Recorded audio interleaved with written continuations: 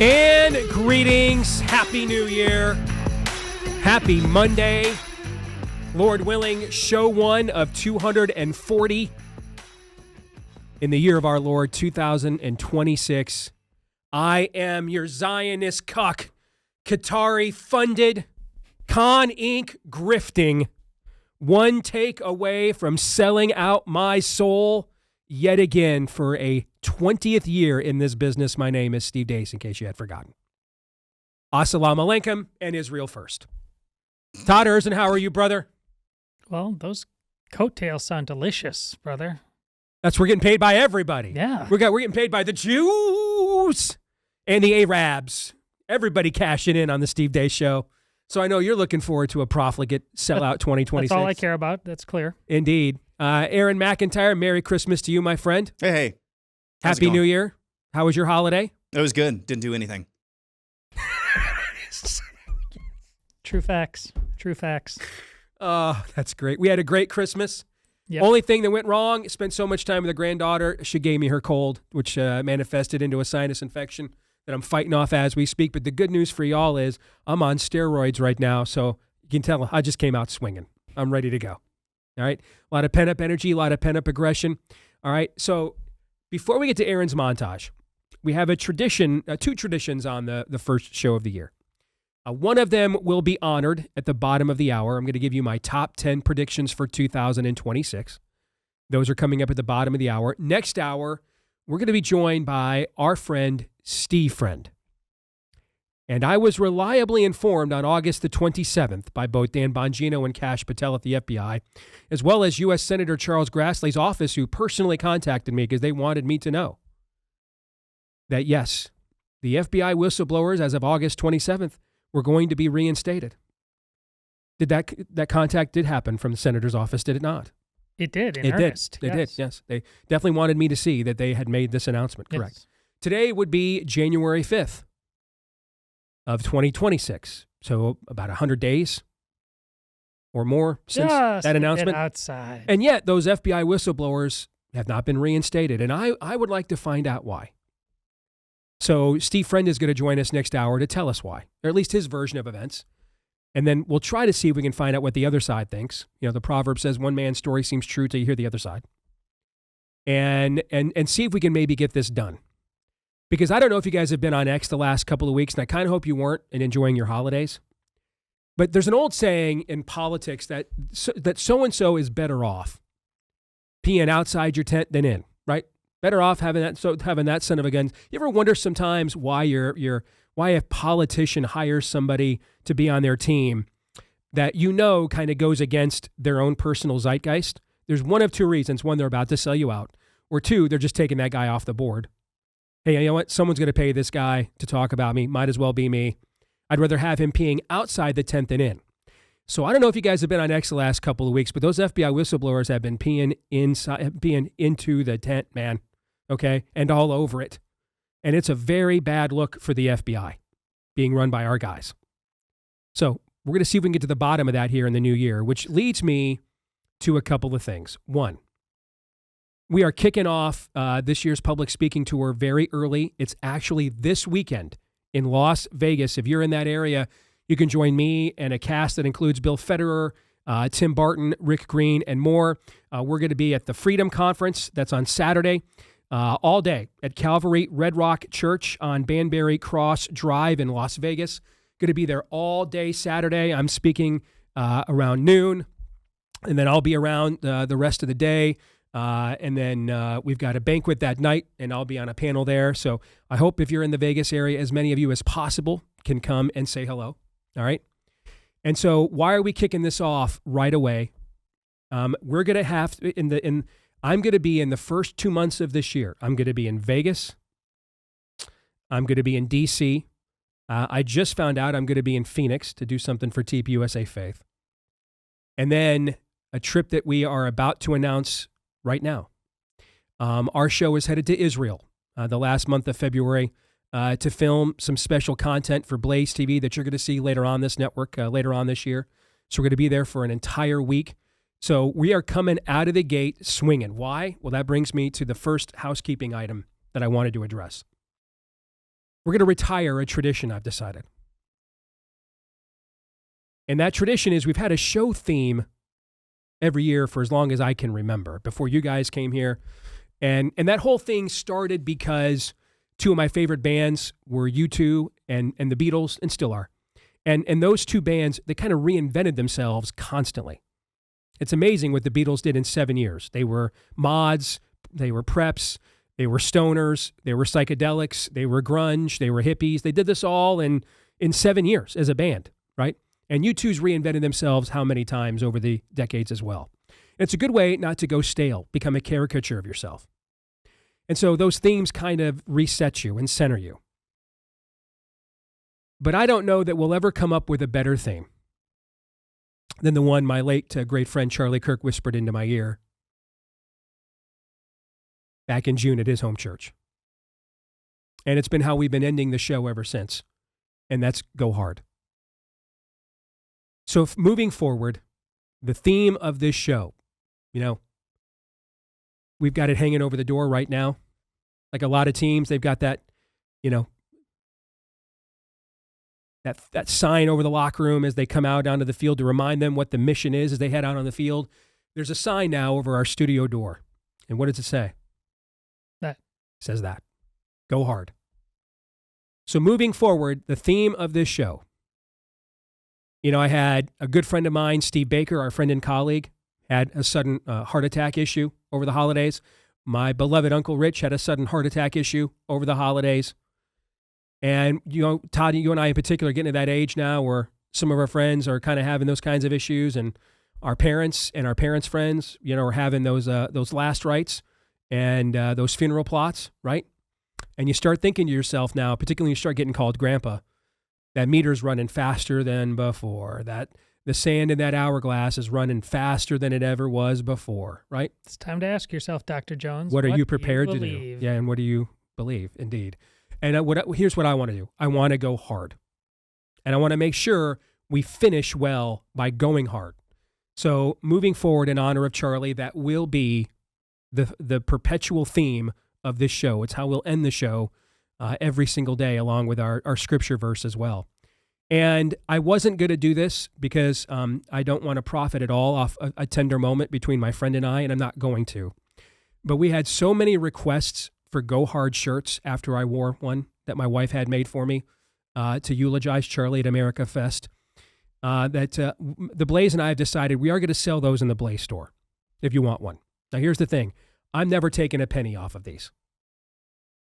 And I told the Blaze we can do those shirts on one condition. My share of all proceeds gets directly donated back to TPUSA. So whether we sell 10 or we sell 10,000, I don't want to make a plug nickel off a sweet moment with my friend that I will remember forever.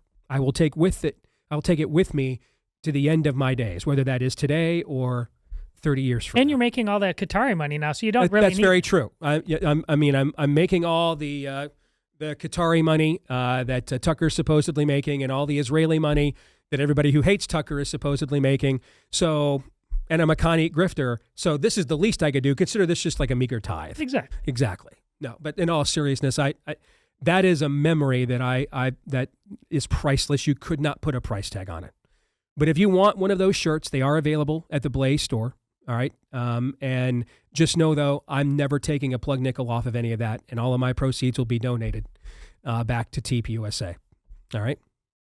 So with that, it is time for the first time in 2026 to find out what happened while we were away.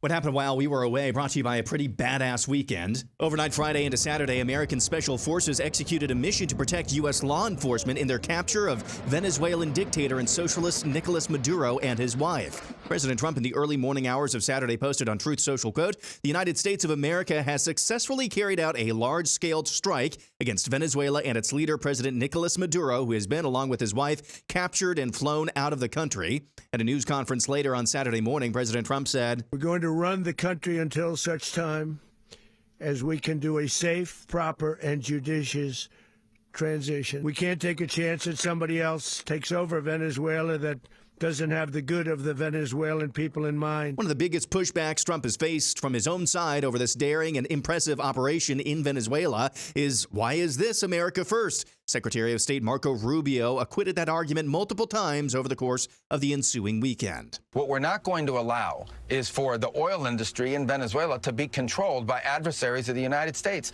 You have to understand, why does China need their oil? Why does Russia need their oil? Why does Iran need their oil? They're not even in this continent. This is the Western Hemisphere. This is where we live. And we're not going to allow the Western Hemisphere to be a base of operation for adversaries, competitors, and rivals of the United States. Have specific oil. By the way, on that note, just hours before Maduro's capture, China's special envoy to Latin America met with the now former Venezuelan dictator for hours on end. On whether this is another nation-building exercise, Rubio says, watch these experts, and it's clown hour, okay? These are people that have focused their entire career on the Middle East or some other part of the world because that's where all the action was. Very few of them know anything about Venezuela or the Western Hemisphere. Venezuela looks nothing like Libya. It looks nothing like Iraq. It looks nothing like Afghanistan. It looks nothing like the Middle East other than the Iranian agents that are running through their plotting against America, okay? These are Western countries with long traditions among their, at a people-to-people and cultural level and ties to the United States. So there's nothing like that. So I think people need to stop ascribing the apples and oranges here, the apples of the Middle East to the oranges of the Western Hemisphere. After his capture, Maduro and his wife were transported aboard the USS Iwo Jima to Gitmo in Cuba, where they were then flown to New York City for booking in a holding jail.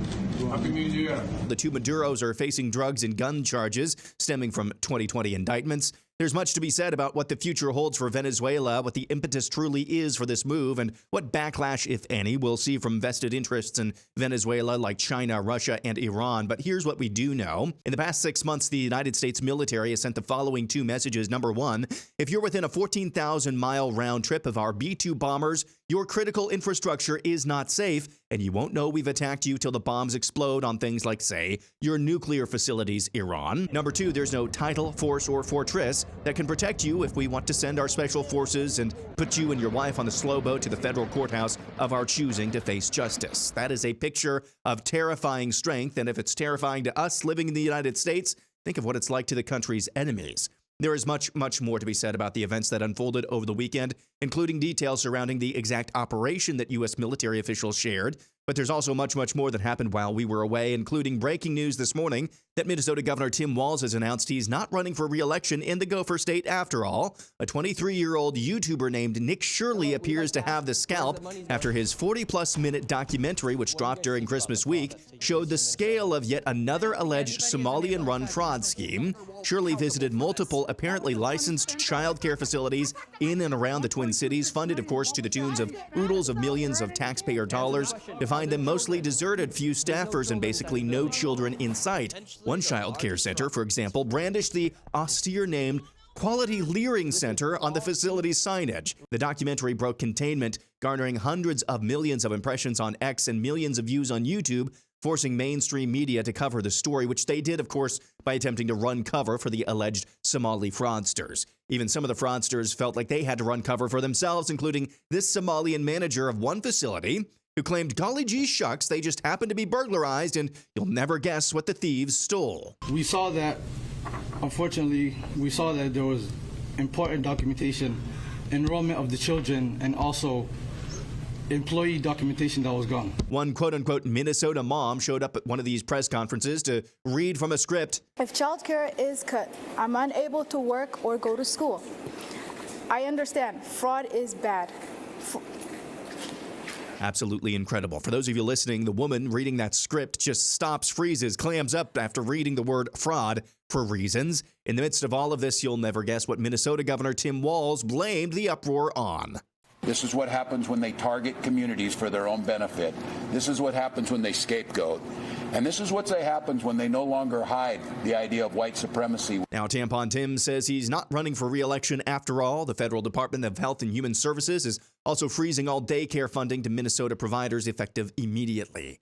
Zoran Mamdani is now officially mayor of the country's largest city. We will replace the frigidity of rugged individualism with the warmth of collectivism. Mamdani's crew has wasted no time pursuing their Islamionist aims, including this whole notion of, property. Here's Zoran's just named tenant director, whatever that is, C. Weaver, in an older video. I I think the reality is that for centuries we've really treated property as an individualized good and not a collective good, and we are going to transitioning to treating it as a collective good and towards a model of shared equity will require that we think about it differently, and it will mean that families, especially white families, but some POC families who are homeowners as well, are going to have a different relationship to property than the one that we currently have. More odds and ends from while we were away, including newly released FBI documents which show the Nashville Covenant school shooter, Audrey Hale, that woman pretending to be a man. She wrote a list of pros and cons about Covenant Christian School and another school she was considering targeting, but ended up on the former, based in part because the Covenant School was white and Christian, and she, quote, hated religion. Federal appeals court last week struck down California's ban on openly carrying guns across most of the state in a 2-1 decision. The San Francisco-based Court of Appeals for the Ninth Circuit ruled California's ban on open carry in counties with more than 200,000 people, that's 95% of the state, violates the Second Amendment. Welfare food benefits are now restricted in the first of 18 states around the country, limiting or forbidding the purchase of sugary drinks or foods in states like Indiana, Iowa, Nebraska, Utah, and West Virginia. The United States saw a record drop in the homicide rate in 2025 with nearly a 20% drop, and the news could be even better. The FBI database that tracks such things was implemented over a series of years, ending in 2024, meaning there was incomplete, likely undercounted data during the Biden administration and more complete data starting last year. Absolutely incredible. And finally, we go back kind of to where we started. Trump could exhale carbon dioxide on a sunny day, and there'd be a protest outside the White House. Well, Trump toppled a dictator that everyone, both on the right and the left, agreed was a bad dude who needed justice up until 5 minutes ago. So naturally, there were protests against the U.S. actions in Venezuela, including this one in New York City. Watch this, courtesy of Nate Friedman. You should check out that communist flag over there. What brings you out here today? I'm organized with the Revolutionary Communists of America. We're out here to say hands off Venezuela, and we unequivocally stand with the people of Venezuela against U.S. imperialist aggression. What do you think about the people of Venezuela celebrating on the streets? What do you think about the people of Venezuela celebrating on the streets today? I saw images of Venezuelans being bombed after the U.S. bombed Caracas, so I'm not sure what you're talking about, but yeah, I think you should definitely show me the bombings that you're talking about. I didn't see any. I don't know. I just saw it on Reddit. It was on the front page of the internet. So okay. I don't know. But what do you think about the people celebrating? The hundreds of thousands of people that are in the streets celebrating. I have yet to see it. Can you show me that? Yeah. Sure. U.S. imperialism. People celebrating on the streets here. What do you think about that? I mean, at the end of the day, I stand with the people of Venezuela against U.S. imperialism. The U.S. has no right to bomb the people of Venezuela. The U.S. has no right to kidnap another leader of another. Celebrating? Why are they celebrating? I don't know. Do you have a correspondent there who can ask? And that's what happened while we were away.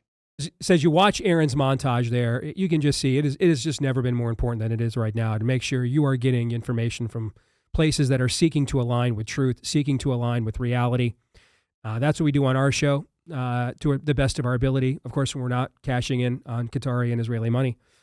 And then that's what we do here at Blaze TV. So if you want to join us and join the family here in 2026, blazetv.com/Deace. That's where you can go to get a subscription to Blaze TV today. blazetv.com/Deace. Again, head over to blazetv.com/Deace.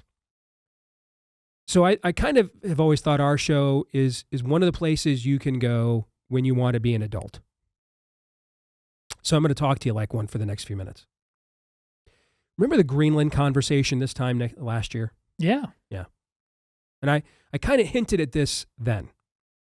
But now I'm just going to come right out. We're in an era now where apparently it's okay to just say, we're going to get rid of rugged individualism and replace it with collectivism. We're just going to be openly avowed communists. Well, I think that the side of light now needs to take some of the veils off, and it's time for us to be pretty blunt about what we represent as well. Since Genesis chapter 3, there are two truths of human societies. You are either being conquered or you are conquering. Now, why did I say Genesis chapter 3? Because that's when sin came into the world. And it will not leave this world until our Lord returns. By the way, how will he return? We just commemorated him coming as a humble babe in a manger. The one kid who, when his mama said, were you born in a barn, could literally say, yes. But the next time he returns, the next time, it will be with a shout, on a white horse, faithful and true, with a sharp, sharp sword, the word says, in his mouth, a robe that is dipped in blood, a proclamation that he is King of Kings and Lord of Lords. And what will he come here to do? To slay the dominion of the enemy once and for all. So until then, here's what happens. You are either conquering or you are being conquered. And there are no other options. And all of the options exist within those two options. In whose name are we conquering? Is it a justifiable cause? And what's the method by which the conquering is occurring? And is it moral and just?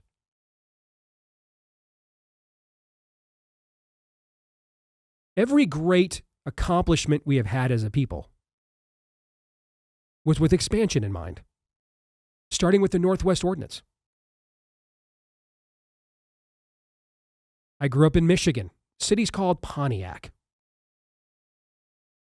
Universities named after Hurons. Those were Indian kingdoms, French colonies. They just got together, saw we held a constitutional convention, and they all just got together, had a vote, and they decided to become Americano. Is that what happened? It is not. That's not what happened. Yeah, no, it's not what happened. So, I know. All the Spanish-speaking territories west of the Mississippi, Texas, Arizona, New Mexico, California, they all just said, you know what, on second thought,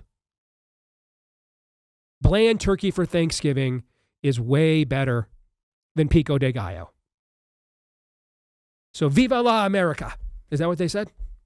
That's pretty much the Alamo story, right? Yeah, that's not what happened at all. Huh. You know, our founders were perfectly fine for many years being loyal subjects of the British Empire. Loyal subjects of the British Empire. Until they stopped being treated as such. Because in this world, something will always rule, and something must always be worshipped. Because you are either, why? Why is that the case? Because you are either conquering or being conquered. The truth of the matter is this. There is one thing Mitch McConnell is right about. No one ever loses an election for spending too much money. He's right about that. The amount of people who vote for, on second thought, don't give me that. Large? It is not. It is not. No, it's not. Now, the amount of people who vote on second thought, don't give somebody else that can be large, right? Yes. That can be very large, okay? Like this time of year, you're all hearing your tithing sermons. Don't be that church, by the way. Please don't do that. Don't. And don't bring out the one verse where the Lord says you can challenge me cliche over time. Don't do that. That's a January cliche. That's like right out of the megachurch handbook. Don't do that. Okay? Don't. That's an eye roll. But you know what? Everybody loves looking around saying, well, how much is everybody else going to give? A lot of people don't like looking at themselves saying, what am I going to give? So by all means, don't give grift to the Somali immigrants, migrants, aliens, right? On the other hand, I may need that wind subsidy, that ethanol subsidy. I may need that here at home for me. So there's really not a huge voting block of people. There's not a generation standing up saying, you know what, tell you what, just skip over us with all these entitlements to make sure they're solvent for the next generation and the generation ahead of us. And we'll just absorb the hit. Nobody's doing that? Nobody's running on that? No. Okay. Well then, when you are as irreconcilably in debt as we are, again, life becomes very simple. I didn't say easy, but simple. And it's as simple as this. You have two options. One, I think we've already ruled out as a people, we are not capable of cutting back. We've already ruled that one out pretty much. Well, we're definitely not interested. At least not interested. Yeah. We're a little bit more capable. I don't know how much, but a little bit more. Okay, fair enough. So then, what's behind door number 2, Uncle Steve? Aggressive expansion. That's what's behind door number 2. Those are your options. There are no other options.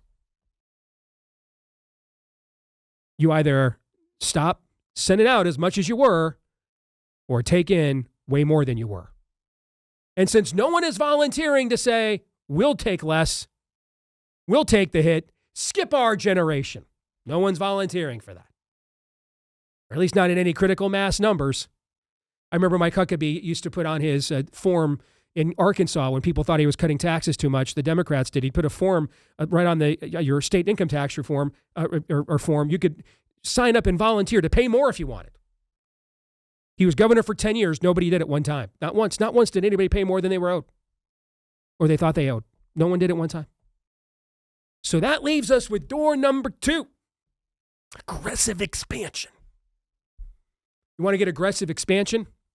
What nation is number 1 in the world in crude oil imports? Venezuela, right here in our own hemisphere. 80% of the oil that Venezuela exports goes where? China. Just so happens to be the only thing resembling a superpower in this world, right? Yeah. What's another term for superpower, by the way? Empire. That just doesn't flow well with today's branding, so we go with superpower instead. Okay? But folks, we've been an empire since the Northwest Ordinance. Manifest destiny, we just rolled over those cultures because ours was superior. And God blessed it. That's why he made it this was a providential nation. You're either conquering or you're being conquered. There is no other option. So right here in our own hemisphere,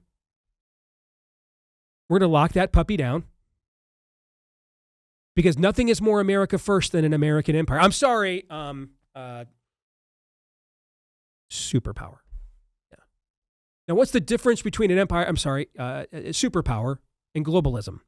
Globalism is where you abandon your national interests and forsake them for the interests of the broader world, usually because you detest your national interests and you want to replace them.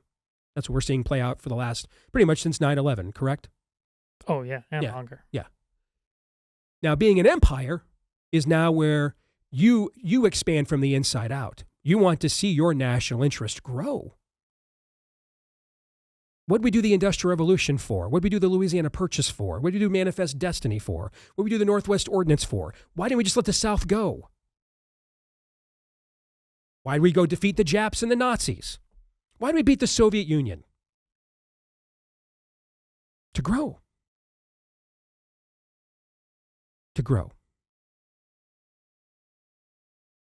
We have 2 options. We can all shrink, or we can grow. To not choose one is to choose bankruptcy. And those are your options. And it just so happens that these cultures in Central America and Latin America have been exporting all kinds of poison. Venezuela, by the way, number 2 behind Mexico in the amount of illegal aliens it sends to our border every single year. I don't know what kind of porculus package you prefer, what kind of stimulus package you prefer. But instead of a whole bunch of porculus that's just going to raise inflation all the more, printing money we don't have, I kind of like the idea of, what do you think of $17.3 trillion of Venezuela crude oil? Well, I'm getting a taste of cheaper gas in the last couple of weeks 100%. already. Yeah, let's flood the zone with that. Remember, I'm the guy that said this is what we should have done in Iraq the entire time. How about this? We're going to send all our refinery people down there, all those jobs, going to pump that oil out of the ground, let them have it, build them a market economy. We send all their illegals back home where they belong. Okay? And we've got a sustainable energy source at a cheap rate for the foreseeable And that's future. more than an economic point you just made. America is at its best when it has a frontier.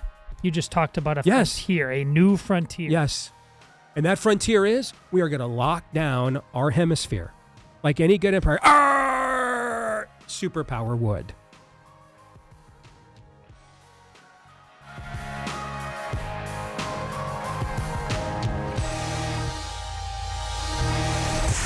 The Steve Deace Show.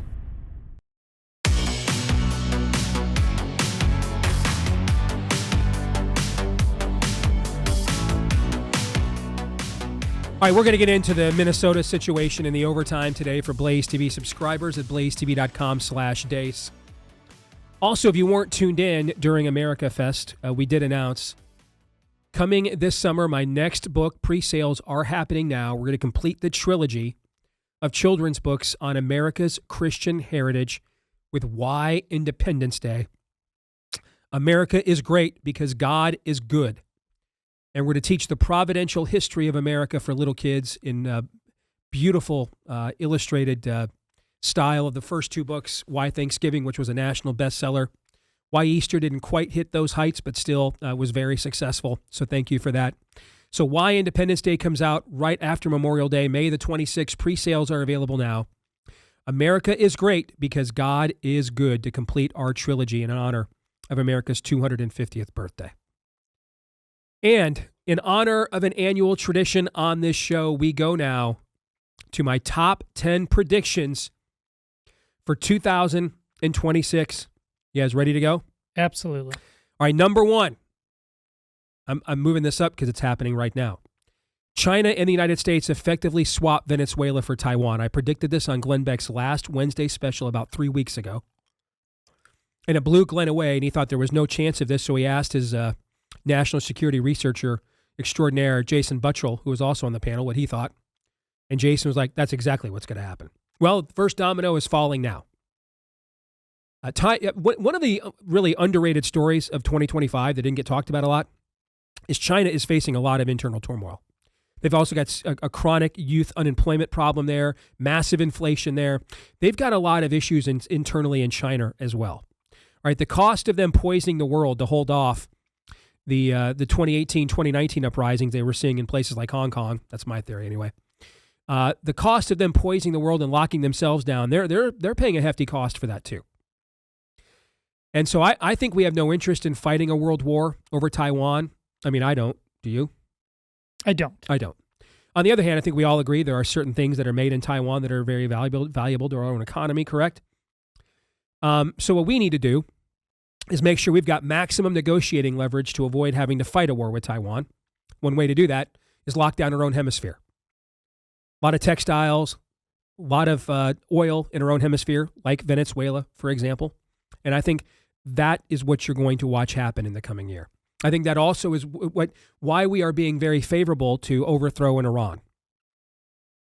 Because if you take away Venezuela and Iran, you take away two of the primary oil partners that the nation of China has. And that would really force them to have to do business with us and our allies.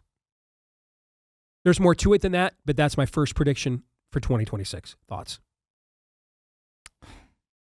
It's a global game changer from the perspective of just attitude. I posted on X about how, what we just did in Venezuela, it's like recovering a lost language. Like you can just do things. And we've been called to do things as American men. This is a psychological and a spiritual lesson we're supposed to be learning from this. It's not just geopolitics.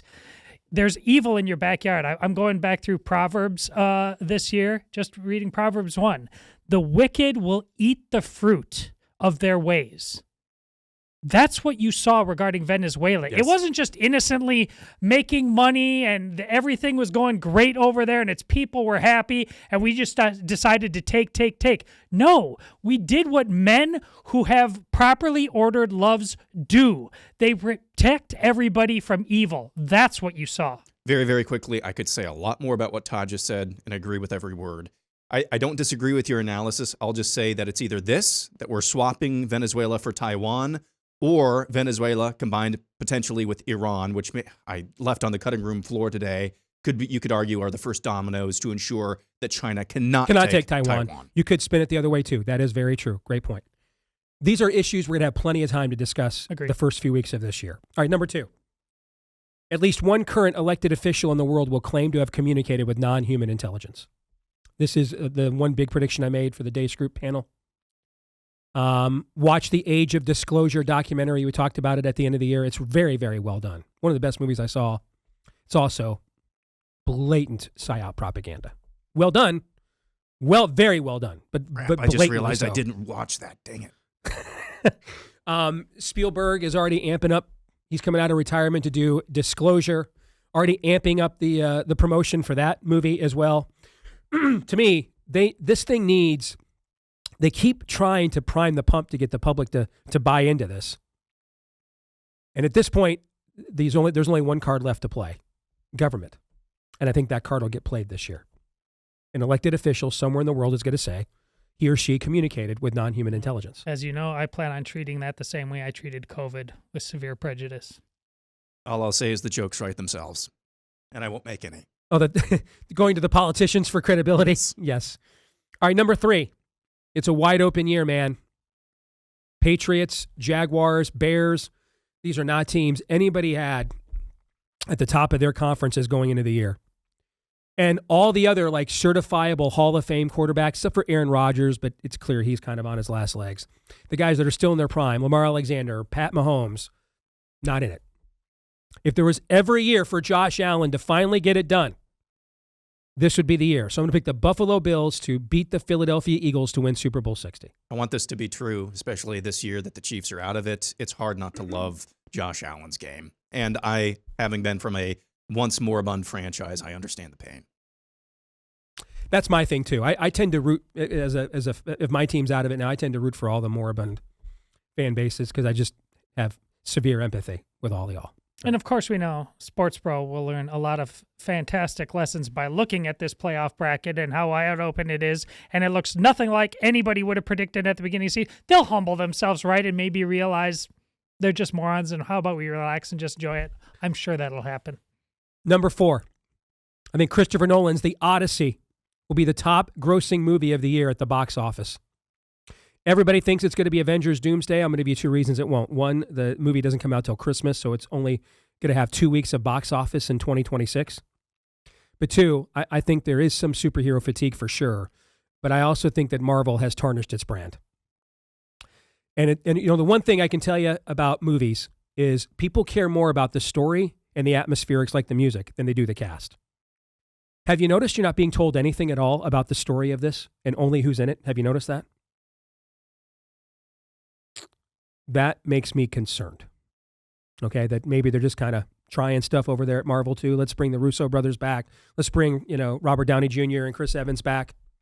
So I think Marvel has really damaged its brand with the woke escapades of the last, and I think it'll still be very successful. But I think there is a global niche here that with the Odyssey, Homer's epic, that Nolan is touching into. The pre-sales for a movie that doesn't come out for 7 months have been extraordinarily high. So I think Nolan's The Odyssey will actually be the top grossing film of the year. Are there any other candidates besides those two? There's another Toy Story movie.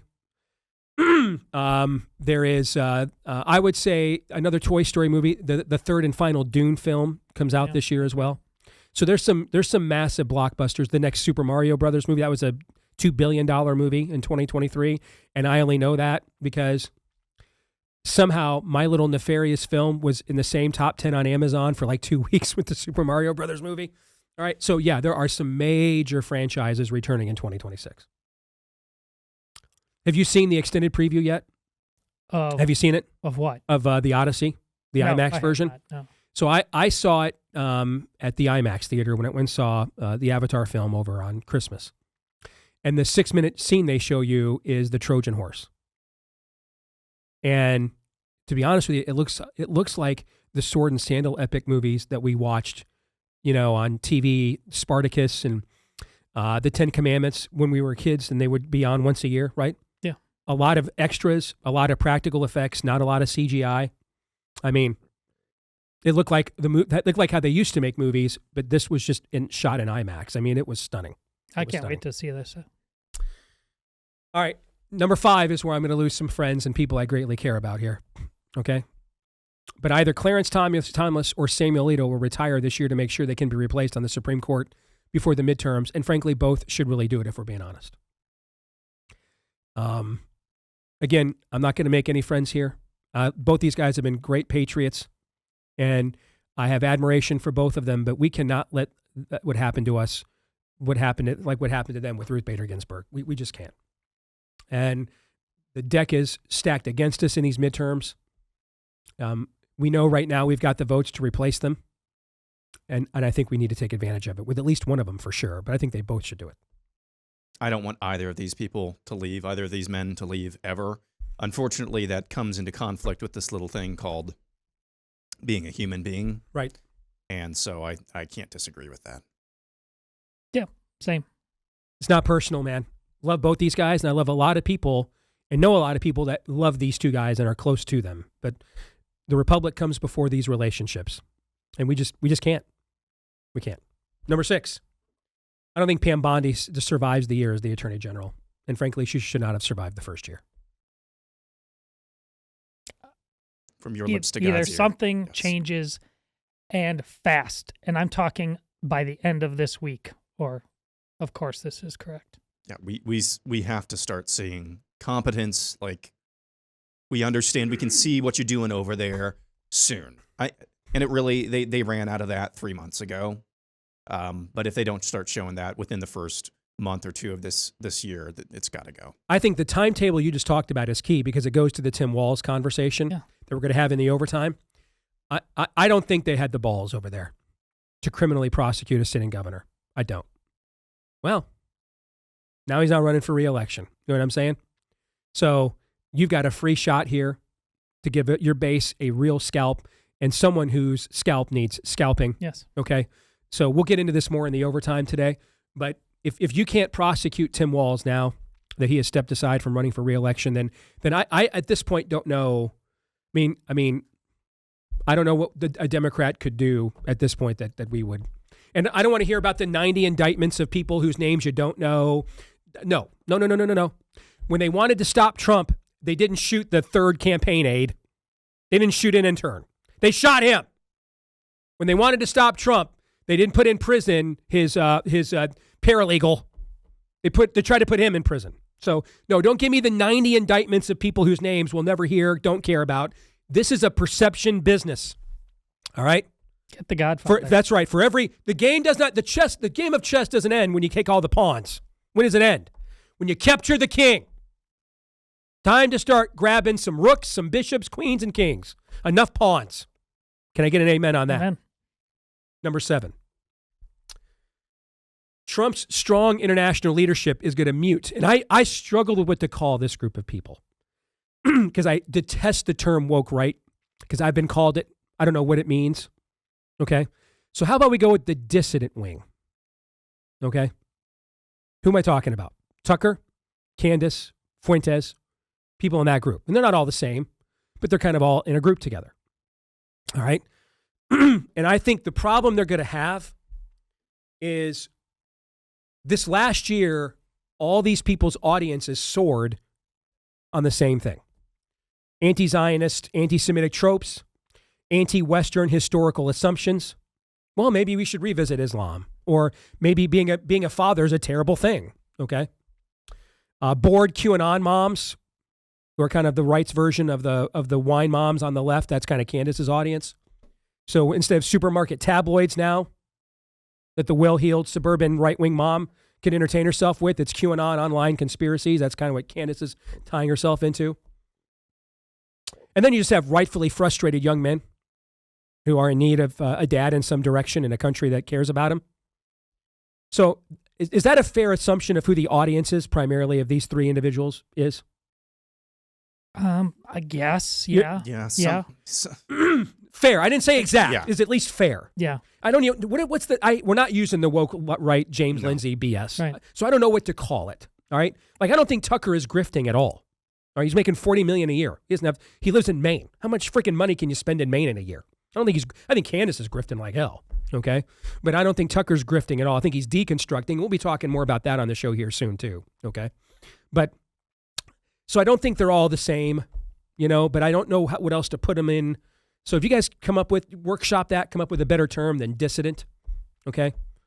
But that kind of triumvirate, that Tucker, Candace, Fuentes triumvirate, they soared this year on these stylistics. Well, I think the problem you're going to have is as Trump exerts more international leadership, you already saw Tucker's credibility get dinged, claiming that bombing Iran was going to lead to a massive World War III spillover. It didn't. All right. Then he was talking about Maduro is the most socially conservative nation in the hemisphere. All right. I think the more that, because here's the thing. Remember at America Fest when one of the young men got up and tried these tropes on me? Yeah. What did I say to him? I said, if for what you are saying to be true means that you're claiming Trump is the schmuck. You're claiming Trump is the schmuck. The tail wags the dog. Trump is not the pimp. He's the John, and Israel's pimping him out. Okay, that he's the John or the prostitute. Except, and what did I say at the stage? But you guys don't want to say that because you all know all your engagements and all your download numbers will crash if you do that. Okay, and so you keep trying this like triangulation strategy. All right, to blame Israel for everything that Trump is actually doing. Okay, because go after Trump head on will destroy your entire business operation. And you all know this. Well, the more that Trump proves that his most adept leadership is actually, when it comes to foreign policy, the more it makes this kind of blackpilling very difficult to continue without eventually just going right at the king. I agree. It won't just be actions, though. It will take consistent messaging along the lines of what you're talking about, where if they are seen by as many people as possible in an election year, that they are formally going against the message of the chief. Number 8. I think the Trump administration is going to block the Netflix Warner Brothers merger. I just don't think they're going to let Netflix, the most left-wing major streamer, get a Apple-sized, library of pop culture IP. I think they're going to block that. Hope you're right. Number 9, I think there'll be a split decision in the midterms. I think Trump will rally the base to keep the Senate, but we will lose the House. Which right now, I take that right now. Not what I want, but it's better than things are looking right now. That's still inexcusable. I agree, but it also is better than what's looking right now. Number 10,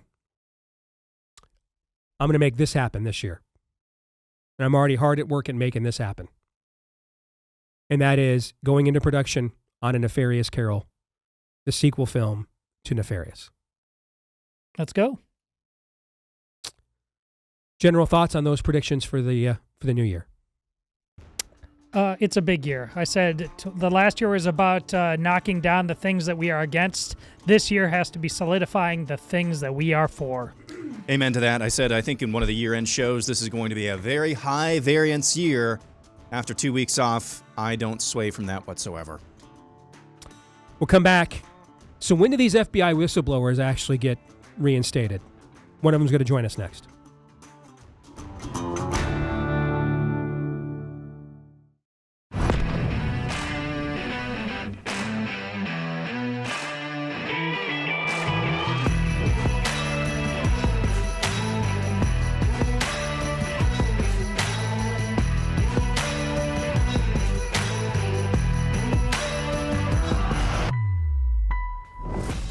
All right, back here with Hour 2, live and on demand on Blaze TV, radio, and podcast. Alongside Todd Erzin and Aaron McIntyre, I'm Steve Deace. Let us know what you think about what we think via the stevedeace.com inbox by emailing us, steve@stevedeace.com. That's DEACE. Like us on Facebook, MeWe, and Gab. Follow me at Steve Deace Show on X, Instagram, and TikTok. You can also subscribe to our new YouTube channel, at Deace Show on YouTube. That's at Deace Show on YouTube. And then finally, if you wouldn't mind, if you love the podcast version, thank you so very much. You guys are a big part of our audience. Please hit subscribe, or if you're on Apple iTunes, follow. That way, every time we do a new episode, you're going to know for sure that it's right there in your feed every time. And then you can also leave us a 5-star review, as tens of thousands of you have. Thank you for each and every one of those. We appreciate those as well.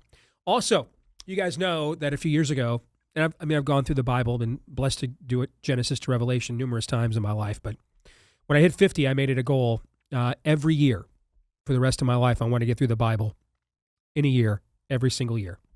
Well, this year, I'm going to be doing it a little bit differently, and I want to invite all of you guys to do it with me if you've never done it before. All right, so this is on my to-do list right after I get done with the show here today, is I'm going to be signing up for the Dwell Bible app. All right, and it's an opportunity to listen to the entire Bible in 2026, and not with robotic voices or anything like that. Don't worry about getting bogged down in Leviticus, right? Everybody's fear is, I'm going to love it till I get there, okay? The goal is to do it so many times that now you look forward to Leviticus. If you do it as many times as I have, you look forward to Leviticus because you're like, I skipped over that so many times. There's actually something in there maybe I need to learn. All right. So you can customize the background sound, the sleep timers, so you can get into this before bed, have it be the last thing you listen to, the Word of God, before you go down to sleep each night as well.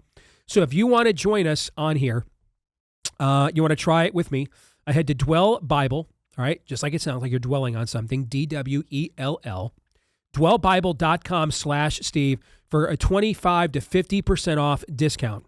And you can follow along with me this year. Dwellbible.com/Steve, dwellbible.com/Steve. There is, at least in modern America, unprecedented interest in the Word of God right now. We are getting more requests for theology content than any other content we do. I was telling one of our top sales gals, Kathy Deary, when we were at America Fest, that most of my career I have felt like my emphasis on a biblical worldview has kind of been a bit of a restrictor plate, because it just means there's just certain things I won't say or places I won't go that maybe other people are willing to. And then there are, unfortunately, means there are some places I have to go that other people don't want to have to, right? There's a reason why they call it a narrow road, after all. But I think for the first time, it might be a huge benefit because more people are looking for this kind of content than ever before, right? So if you want to follow along, dwellbible.com/Steve. That's dwellbible.com/Steve. Speaking of Steves, our first guest in the new year is an old friend. FBI whistleblower Steve Friend joins us here today on the program. Brother, it is good to see you, brother. Happy New Year to you. How are you? I'm doing all right. Happy New Year. Thanks for having me on today. So, Steve, I feel a little responsible for the mess that you're kind of in right now, because I remember the first time that we met, you had said that our show was one of the inspirations that kind of compelled you to come forward with the injustices that you were witnessing within the Biden regime at the risk of your own career. And so talking to you today about this is going to risk some of my own relationships and friendships in that regard. But I've always made it a point in the history of this show to put the truth first, and I'm going to continue to do that. And I just, I couldn't have guys like you get at least somewhat inspired by the things we say on the show, and then when the heat gets dialed up, just kind of leave you on the side of the road, which apparently some other people are going to do, but I'm not going to be one of those people. But I do want to know, brother, what has truly transpired here, because I was notified on August the 27th by both the director of the FBI and then personally I was notified by Senator Charles Grassley's office, who he oversees the committee that oversees the FBI in the Senate, that you and several others were going to be reinstated now by the new regime. And then we waited and waited and waited for what does that look like? How is that formalized, crystallized? And we never received any news. I received news right before Christmas that you have been fired by the FBI. And I want to get into all of that, okay? All right? But I want to start at the beginning.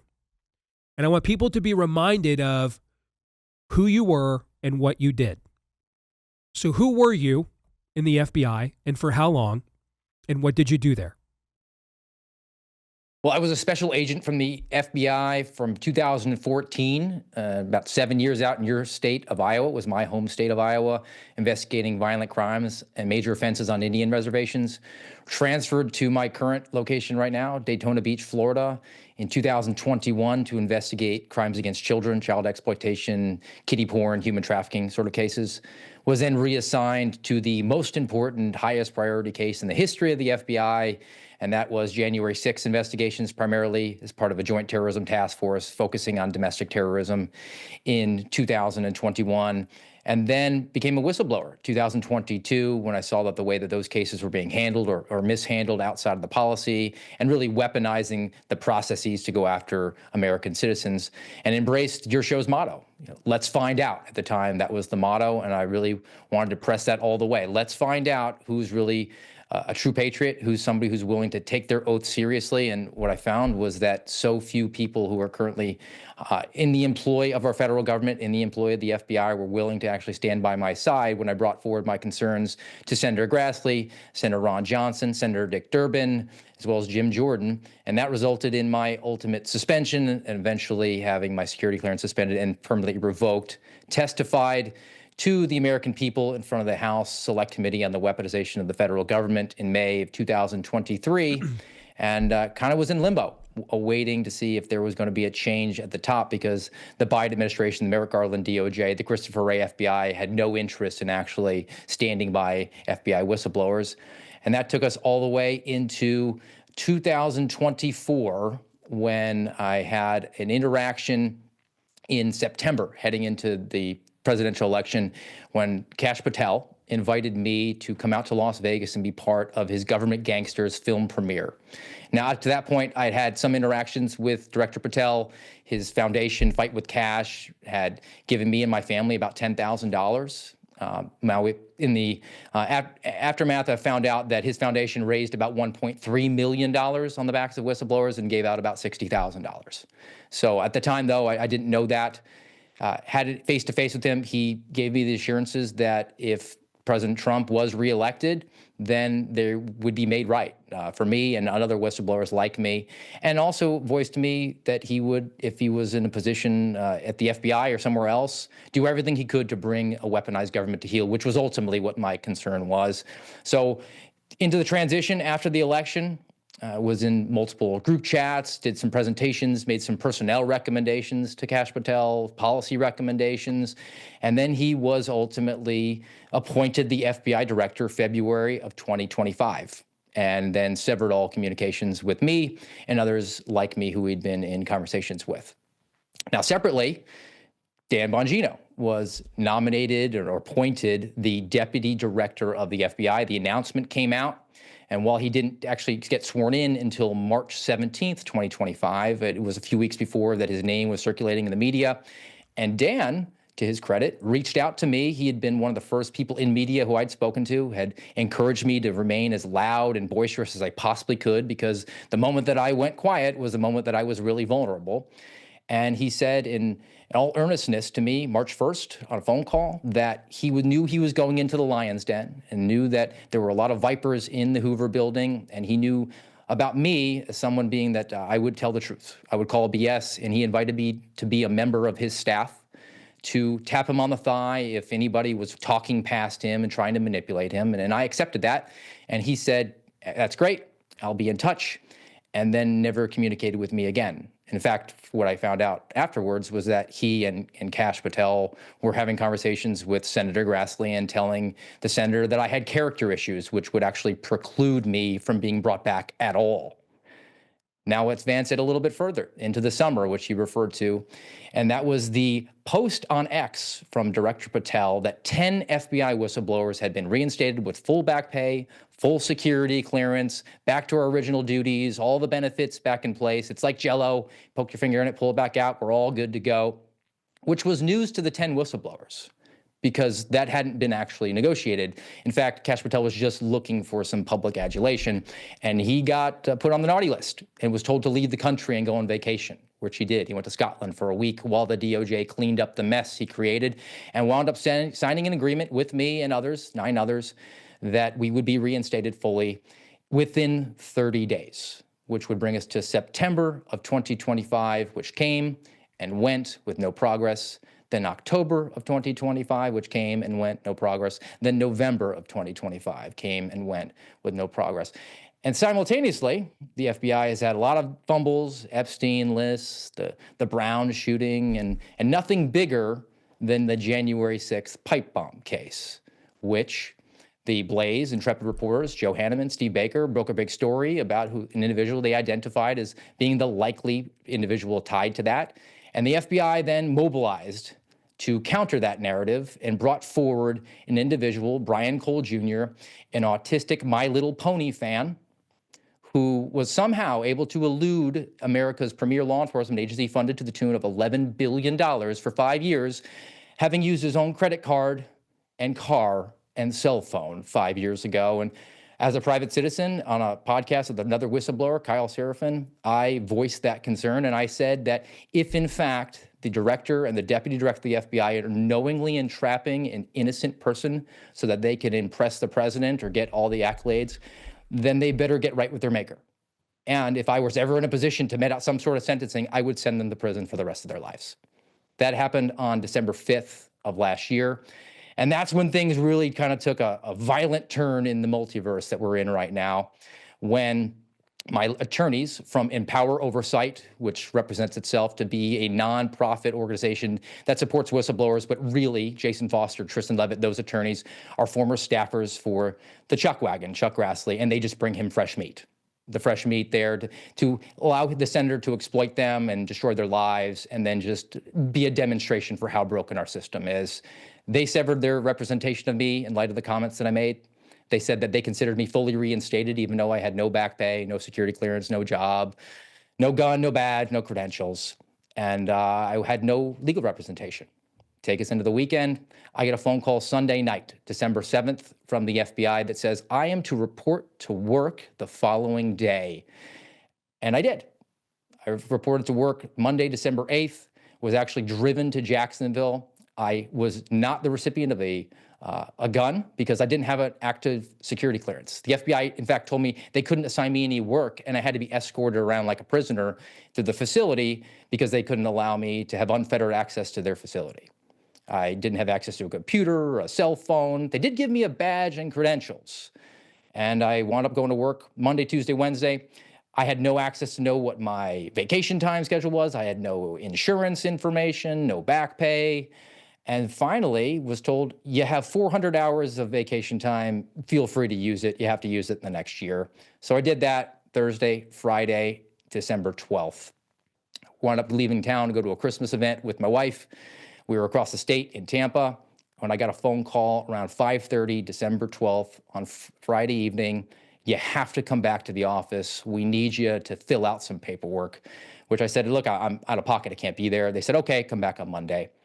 An hour later, got a text message from Caitlin Dornbros, a journalist from the New York Post, that said she was working on a story about the FBI planning to fire me and wanted a comment. So apparently the plan was in that they were going to bring me back as sort of a humiliation ritual to fire me, but they didn't execute it properly because they leaked it to the media to besmirch my reputation before they had actually fired me.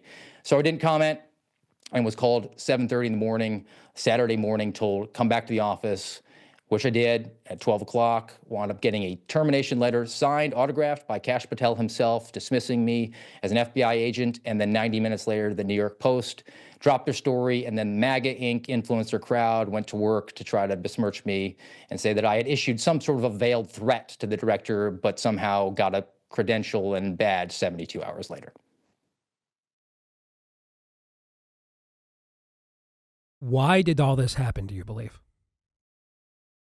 Well, I believe being brought back was a retaliation for having spoken out about the January 6th pipe bomber arrest, ultimately, because it is just such a blight and such an obvious entrapment of an innocent person. I mean, let's pause there for a second. I want to come back to that. Let's make that a separate issue, okay? Because for months they were yanking your chain. I know, because I was talking to you privately. For months they were yanking your chain before any of us knew. Knew about. I had any ID before Steve Baker did any of his reporting. I ever heard the name, or anybody else heard the name, Brian Cole Jr. Your chain was getting yanked for many months before that. I want to know why. That might have been the final straw, and we will get to that case. But why? Why until that moment were you still getting your chain yanked? What do you believe the character concerns were that they were alluding to Senator Grassley's office? Because I'm going to ask. I'll ask the senator myself. There are no character issues. Actually, my personnel file had to be turned over, and there's nothing like that. But the whole chain yanking, let's drag this out as long as possible to make the process, the punishment, is to set a clear example and a clear message to anyone. It does not matter who is the occupant of the White House. It doesn't matter who's in charge of the FBI or the Department of Justice. If you commit the ultimate sin, and that is to speak out against these institutions, if you have a reasonable concern of waste, fraud, abuse, risk to the public safety, violation of rule, policy, procedure, the Constitution, or the law, and you step out of line and are unwilling to be a good German, then you will be punished. You'll have your life destroyed. I mean, we're coming up on over 3 years, Steve, of this entire ordeal. I never wanted this. I was a cop. I was an FBI agent who just wanted to go after pedophiles. I coach 8 and under flag football. I'm a regular person just like anybody else. And I have just embraced the situation I'm in. I've come across my Isaiah 6:8 moment. Whom shall I send? Send me. That's not me jumping out of my seat, raising my hand to want to do this. It's just recognition of this is the hill that I'm on. But the message was sent to me and the few others like me that we were the problem. It's just far easier to remove you, and let's just get back to business as usual because the institution is forever, the status quo is forever. Everyone in my audience right now believes that about the people who used to run the store. All right? They're going to have a very hard time believing that about Kash Patel, who his entire claim to any kind of fame whatsoever is working on these kinds of stories for Senate investigators. They're going to have an even harder time with somebody like Dan Bongino, who, along with Mark Levin, basically broke the entire FISA illegal spy tampering warrants on the Trump campaign story. I mean, that's what turned Dan into an absolute superstar in our business, was the work that he did, the landmark work that he did on that. The interactions that you had with Dan upon him beginning to embark upon the job as deputy director of the FBI, those would be right in line with what everybody, all of us who listen to his show, know him, admire his work, right? So people are going to, Steve, they're just going to have a hard time believing Dan left behind a multi-million-dollar business, all right, when he could have, that he didn't have to, could have just stayed right where he was, made a ton of money, doing all the same shows, and left it just to go in there and grab his ankles for the spirit of the age and sell out people like you and the rest of these whistleblowers. They're just going to have a hard time believing that. What would be the motivation for that? What would it be? Well, I think in Dan's case, he went in with earnest intentions and wanted to actually fix the problem. The FBI Hoover building, the people who are occupants there, they were not removed. They were not demoted or removed from that. They are experts at doing one thing, and that is insulating leadership, bubble wrapping them, and preying on their vulnerabilities. Now, from my perspective, I think Dan Bongino's giant vulnerability is that he is concerned going into the FBI about being blamed if something goes wrong. Because maybe he looked down and said, look, if something bad happens, if a terrorist attack occurs in New York City or Washington, D.C. or Chicago, I'm going to be blamed for that because I'm a rank amateur in the eyes of the rank and file in the FBI or the news media. And so he was bubble wrapped and distracted entirely from doing his actual job as a deputy director. The deputy director is the chief operating officer. They're supposed to implement the vision of a director. But instead, Dan even talked about it in his interviews, the things that he was doing all the time. He was sitting around in these meetings that were being called. Well, you're the deputy director. Why aren't you the one calling the meetings? And he was dealing with 100 level 10 things every single day. Well, who's putting those level 10 things on your desk? He's being briefed on these cases every single day when he is 13 levels of bureaucratic red tape above an agent working a case. That's not his job. He's supposed to trust the people who are trained and experienced to bring forward those effective investigations. And he was distracted. And because of his vulnerability, he let himself be believed by the very same people that he cautioned me about when we had our conversation and said, I know that they're there and they're going to talk past me. I need somebody to be a North Star in this situation. And they were able to manipulate him before the truth got to his ear. What about Kash then? I mean, ultimately, he's the one calling the shots, right? He's sitting in the captain's chair. So what about him? Listen, there's one person in this arrangement. You had already lost everything. Most people still did not know what a Kash Patel was. The one person, and most of you, Kyle, the entire team of whistleblowers, you guys had already lost your livelihoods. You guys had already lost. You're trying to get your honor back, right? And Kash was just kind of a name known that a lot of people didn't know. The one person with something to lose in this entire thing. Grassley's going to be a senator long after you and I are dead, Steve, probably. All right, we're going to prop him up beside the jukebox till he dies, okay? But the one person with something to lose here is Dan, because he left an empire behind to do this, and Dan's instincts were right. If he goes there and he sucks, it's going to be really hard to go back to that empire when this is over, right? So, and frankly, he's kind of an amateur. Right? He had a long, distinguished career in law enforcement, but nothing at this level of administration or bureaucracy. All right. So I think people could buy in that he could essentially just get run over by the bureaucracy and then just sit there after a few months and just think, I just got to make sure I come out of this entire thing alive. I think people could probably buy that explanation. Okay. What's Kash Patel's excuse? He wants to live the life of a government princeling. But you often live those lives. You often live those lives, Steve, by buying people like you off, not by setting people like you to go off. I mean, you know the saying: it's better having somebody like you peeing out of the tent than into it, man. You guys are peeing all over the tent right now. That's been my feed for the last couple of weeks. I mean, normally with guys like you, frankly, they either extinct you or buy you off. Just let you go and then let you say whatever you want. That's the most rank amateur move that I've seen in this entire, story for the last year, frankly. I'm not going to accuse him of being good at the con, but it is an actual con, right? I'm going to promise you something tomorrow if you give me what I want today. So just be quiet and behave, and maybe we'll bring you back in a month or 6 or 12 months. That's sort of the con he ran. And look, Kash Patel is flying around that $60 million jet more often than Christopher Wray. He's using the FBI SWAT teams to protect his girlfriend. He just ordered a brand new BMW, an armored BMW for himself to be transported and whisked all around. He even said in the immediate aftermath of being nominated and confirmed to be the FBI director that, he jokingly said, I have terrible business acumen. This was the only way that I was going to be able to fly a private jet. I mean, there's a little bit of truth there, maybe a Freudian slip. He's taken somewhere in the area of 8 or 9 vacations. I think that the job, and what your audience should know, the job of the FBI director is not difficult. The job of the deputy director is extremely hard. It's very ceremonial as the director of the FBI. You testify to Congress and you do some media hits if you want to. Christopher Wray really didn't do that. The deputy director is putting in 14, 16-hour days, is implementing that. The chief operating officer, it is not a ceremonial position. And maybe perhaps Dan Bongino kind of thought it was going to be something like that, like a vice director. And when he got in there, he was exhausted. You could see it on his face and in the comments that he made. And he was then primed to be manipulated by people who are careerists, career bureaucrats who will do whatever is required in order to protect and defend the institution of the FBI that they have bet their entire lives on. That is their cushion that they're going to land on. That when they finish their career in the FBI, they're going to make sure the FBI finds them that next retirement gig, or their reputation entirely, it depends on it.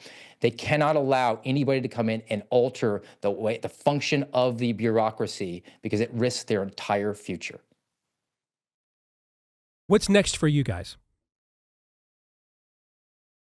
Well, you're sort of looking at it. I mean, I've reset my entire home office here. I've been just kind of taking an opportunity to set up a podcast for myself called the American Radicals Podcast. I go out there and talk about government weaponization. It's a fledgling effort. Just started it, relaunching it in the new year. But at the same time, my career prospects are next to nothing. So I'm going to talk to an attorney about what my options are at this point. Certainly leaking my status or their intentions to fire me ahead of time is something that's likely violative of Privacy Act or some employment law. That's something I need to look at. And regardless of whether or not you believe me or not, the DOJ signed a settlement agreement with me in August. Theoretically, that's enforceable if we live in the land of the free with a social compact that actually functions. They owe me back pay and benefits. They actually owe me more than that because by bringing me back, I forfeited over 400 hours of vacation time and all the sick leave. So there's a 6-figure sum that would be really good. And I'd really like to see some punitive damages attached to that, particularly knowing that the likes of Lisa Page and Peter Strzok got $1 million from the Merrick Garland DOJ. Did Epstein kill himself? Well, I don't have access to the video, but I do not believe the narrative that came out about that. Based on the video that they released to the public, like our Jason Buttrill didn't buy it earlier last year, for example. Do you think Epstein killed himself? No, I do not. I don't think. I mean, he may have actually been his hands on it, but there was some sort of some force pull behind it that was making him make a decision that was in his own best interest, or maybe they actually had somebody go in there and physically do it. I do not believe that Epstein killed himself. Is Brian Cole the January 6th pipe bomber, do you believe? No, there's no way. He doesn't even fit the physical description or the physical appearance on the tape. There's now some compelling video evidence of his vehicle driving in different locations at the time that the pipe bomber was walking. And then you have the serendipity, the providential coincidences of the gait analysis with the Capitol Police officer on top of the other Capitol Police officers who, like bloodhounds, were able to find the pipe bomb before the actual dogs, and how the other individuals that were connected to it were pushing back on Thomas Massey's efforts to bring some transparency to the entire thing. I think we're looking at a modern day Reichstag fire. And the institutions have to preserve the narrative at all costs, and they're willing to put an innocent person into a cage to do that. And I'll go back to what my quote unquote veiled threat was. If you were willing to put an innocent person into a cage so that you can give a press release on your birthday, like Dan Bongino did, or to impress the president, or to, I don't know, maintain the institution's veil of legitimacy, whatever the motivation is behind that, you put an innocent person into prison, and you deserve a prison cell for the rest of your life for that. What's the best thing that you legitimately think this FBI accomplished in its first year? That's really hard. It's really hard. I mean, I don't believe the violent crime statistics because I know that they are manipulating those. They're taking the ICE arrests and taking credit for them, and local arrests as well, and saying that those were the work of the FBI. The Operation Cross Country that was renamed into Operation Restore Justice. We're going after child pedophiles. That is a manipulation as well. I honestly, if you asked me to give them a grade, I'd have to give them an F. I cannot think of any victory here. The Charlie Kirk mishaps, the Brown mishaps, everything has been rank amateur.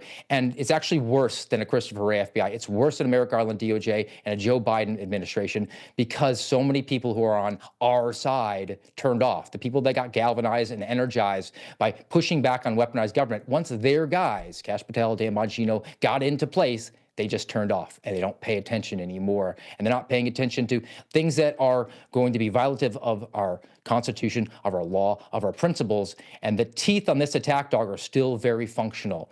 We had an opportunity. The promise should have been made. Should have been, we cannot promise that we're going to put James Comey in handcuffs because he was too smart. He did things that were actually legal.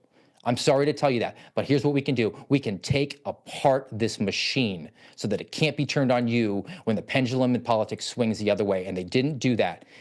If you're familiar with Douglas Mackey, he was the individual who had the mean tweets when the Biden administration came in and charged him with conspiracy against rights. You know that this FBI did the exact same thing to another individual earlier this year? His name is Peter Stinson. He's a communist who hates Donald Trump. 5-year-old tweets, hardly violative of the First Amendment, but the Heritage Foundation asked them to do it, so they put Peter Stinson into prison.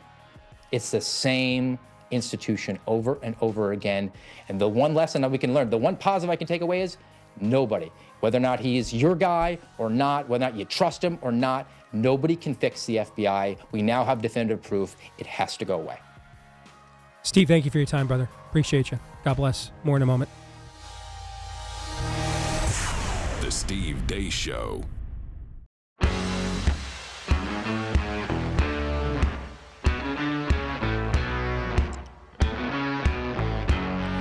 So as we head into 2026, a lot can change in a year, but one thing stays the same. That's the need to make sure that you are a step ahead. And you can do that with a clear mind, that you're protecting what matters most, the health and safety of yourself and those you love. With our friends over at Jace Case, the Jace Case Emergency Medications and Prescriptions Antibiotics, the Jace Case Daily, up to a 12-month supply of your everyday medications. You can get that and more, like the Jace Tactical Level First Aid Kits for real crises and emergencies. If you've got leftover HSA, FSA funds, some expire at the end of the year. Maybe yours carries over. Don't let that money go to waste. You can apply that to Jace Medical as well.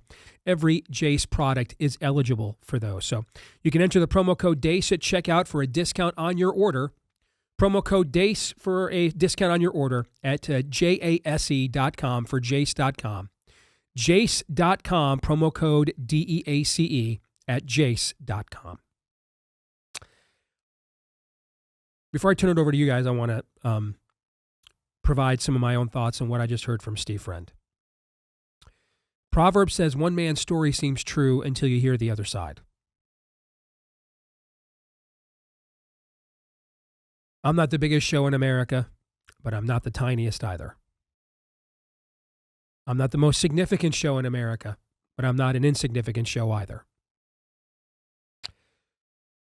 I would like to hear the other side of this discussion.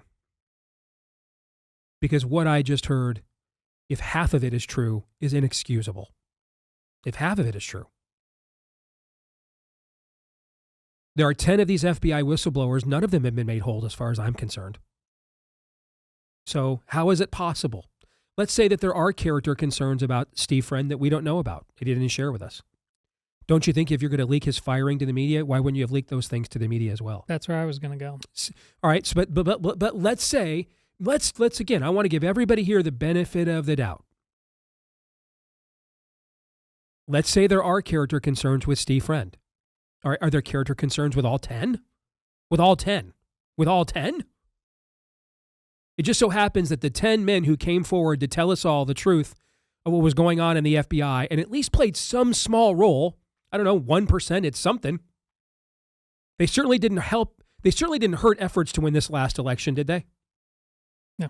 They didn't hurt efforts to put people like Kash Patel and Dan Bongino in charge of the FBI, did they? Did they hurt those efforts? No. They certainly, they could have only helped with what they came forward and disclosed. They could have only helped our overall cause, correct?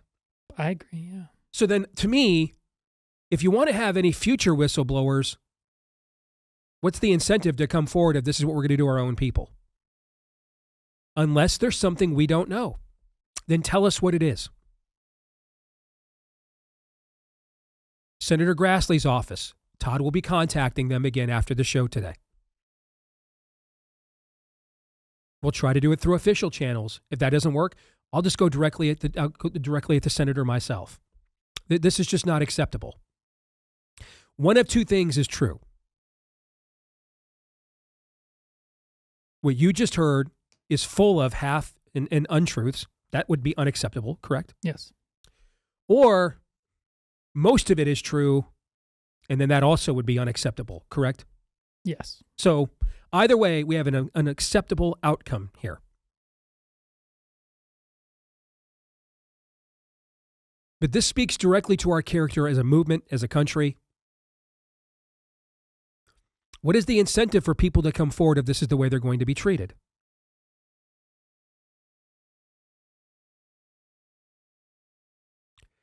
And let me just say tactically, I don't understand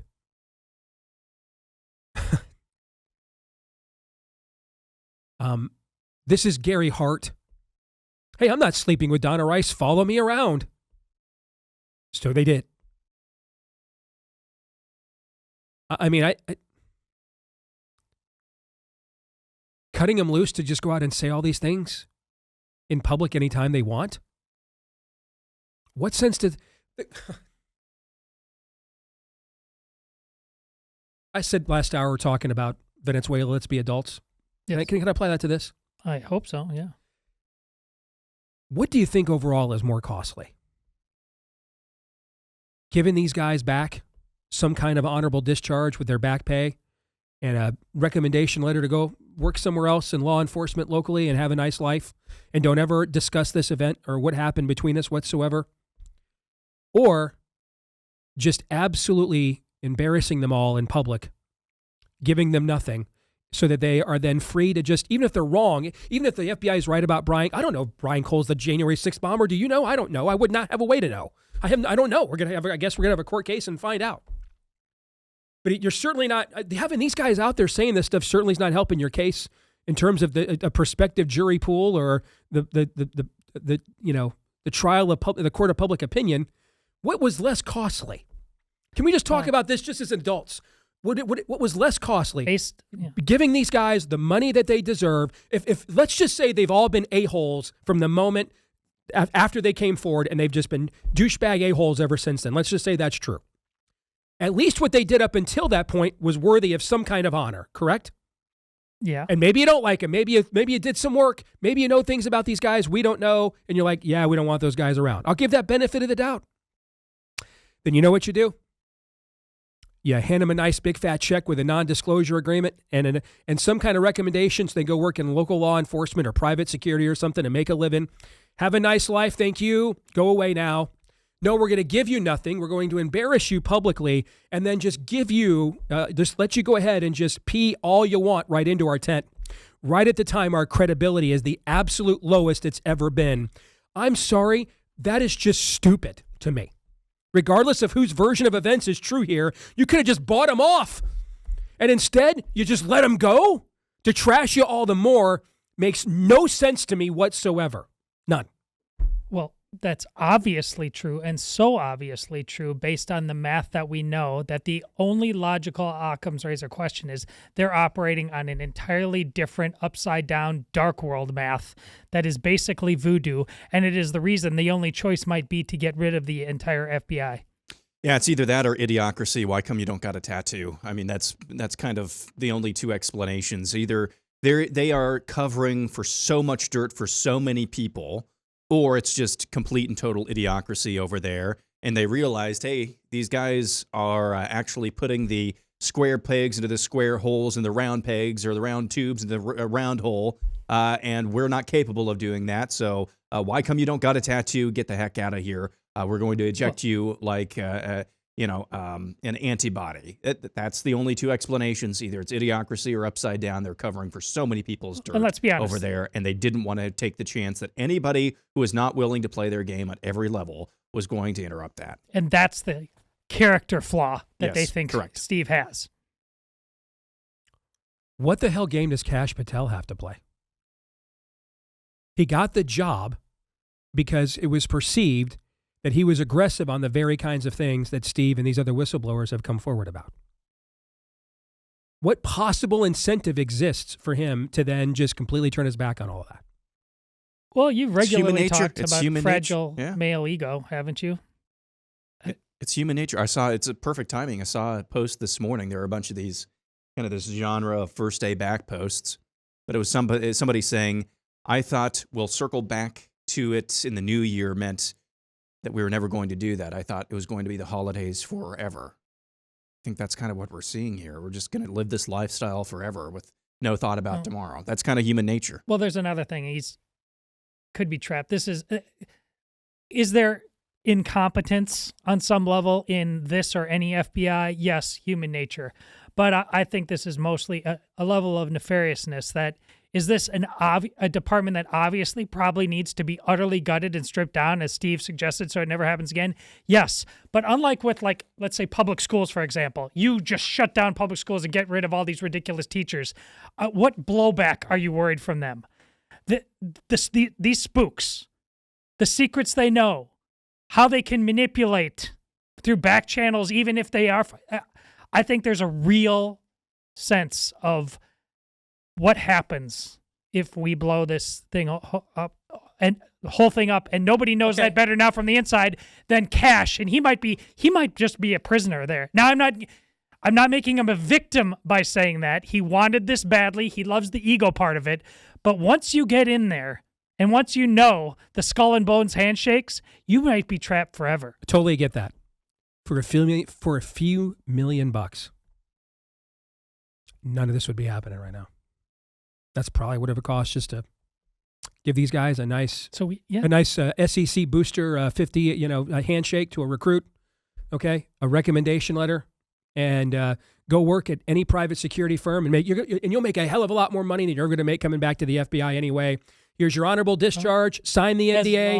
All your back pay, all your bennies, all restored. All right, have a nice life. A few million bucks. That's what it would have cost. Chicken feed. That's 3 Kash Patel date nights on this private plane.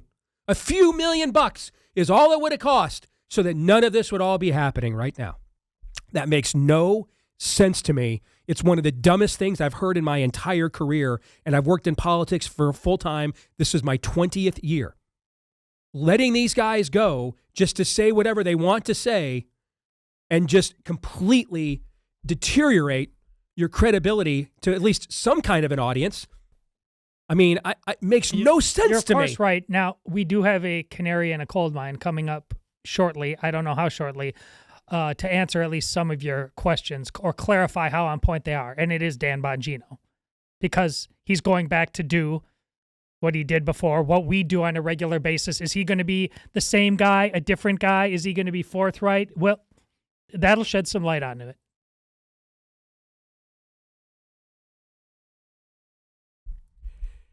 All right, I had you guys react to my thoughts. React to the conversation now as a whole, independent of those thoughts. It's dark to be in a place like this where the victory overcoming all odds that we had with overcoming the Biden administration and getting Trump in, and the many successes in 2026 that we are in 2025. We're starting off the new year when we have so much work left to do, concerned about something inside the Trump administration. And I understand Steve's point. This is just, it is an entity unto itself. Now, it doesn't matter the administration, but if we're lying to ourselves about how we go forward if that's just a truth we must be slaves to as Americans, because that utterly goes against everything we're supposed to stand for. So maybe to put somewhat of a bow on this, since we have a little bit of time now, if I may, my reflexive reaction to foreign intervention on any level, I am 32, I'm going to be 33 next month, was born out of the fact that I grew up doing these endless wars and nation building in the Middle East. And so I reflexively cringe. I cringed a little bit before. I wasn't full on, this is going to be World War III, but I cringed a little bit when we did Operation Midnight Hammer. I thought it was badass. I thought it was awesome, but I cringed a little bit. Not so much with this one in Venezuela, because you could see this is in our own hemisphere. This is a clear and present threat. A bunch of America's enemies, and yes, they are America's enemies, opponents, whatever you want to call them, are trying to set up little outposts, colonies, if you will, in places like Venezuela. But I was supportive of this action this weekend. Taken together, however, I'm starting to believe that American intervention can be used for America. I'm starting to believe that over again. Foreign policy, I'm starting to believe, under President Trump, is befitting of the guy who took the bullet to the head. What we're seeing out of the Department of Justice and FBI is not befitting of a man who took a bullet to the head. Exactly. I agree. That's the end of the story. No ifs, and, or buts. Kind of like when we bombed Iran. Again, going back to that. Our goal was what? To eliminate their nuclear threat. So we eliminated their nuclear threat. And then World War III, no, we eliminated their nuclear threat. There was a mission, it was accomplished, end of story. What is the mission? What are we accomplishing here? What's the end of this story going to be? It's not trending in a good direction. Steve Friend and the other whistleblowers obviously have some amount of credibility because they've been granted it with the platforms they were given prior to this FBI leadership taking over. They were given platforms by our guys to testify before Congress. They were given platforms all over righty media, including here at the Blaze, right? So there is some baseline credibility, we believe, when it comes to the claims that they were blowing the whistle on. It is open for adjudication what their claims are in terms of their dealings with Kash Patel, Dan Bongino, and Chuck Grassley. We just heard one side's testimony. I am totally opening to hear the other side, and I mean that. I am. I don't know what the truth is. What is the point of having Chuck Grassley and all his august leadership at this stage of his life if this kind of mess is in his backyard? But let me just tell you right now, if I could just speak very practically, none of this should be happening. For a few $1 million, you guys could have just made this all go away and given them, the worker is worth his hire, given them what they were owed. Thanks of a grateful nation. Here's a firm handshake, a nice retirement package, and a letter of recommendation. Go have a nice career working in local law enforcement or private security. We'll take it from here. To allow this to be happening, to allow these guys to be out there just impugning your integrity and character every step of the way, all of the time on high-profile cases, when we need your character and integrity to be intact as a nation, it's extremely irresponsible and honestly one of the stupidest, most retarded things I've seen in my career. What I have watched go on the last few weeks while we were away blew my mind. You could have just handled this all quietly for a few $1 million. You didn't have to make enemies out of these guys. That doesn't make any sense to me at all. It's just completely irresponsible. Now you're fighting a two-front war. You don't think from this time forward, every case you guys touch, he goes and files a lawsuit. You don't think the defense is going to use that against to undermine and impugn your integrity as an investigation agency moving forward? Well, how can we trust you? Look what these guys are claiming you did. Why? Why? It doesn't make any sense. All you had to do from the very beginning, give them the pay they were owed. Give them the recommendation they earned. Maybe you don't like them. Maybe they're terrible guys. Maybe they are malcontents. I don't know. I do know letting it go like this helps nobody, including the American people, and is extremely irresponsible. I know that. Go hard, Romans 8:28.